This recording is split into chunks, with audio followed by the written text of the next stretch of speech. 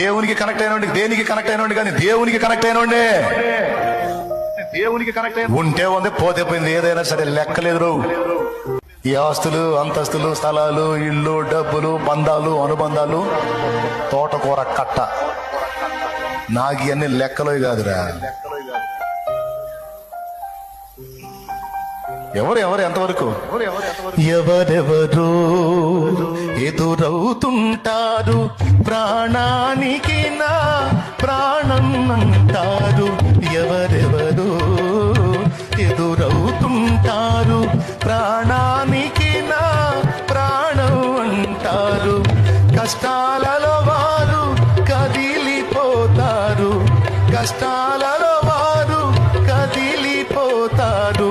కరుణగల యేసు నాతో ఉంటాడు,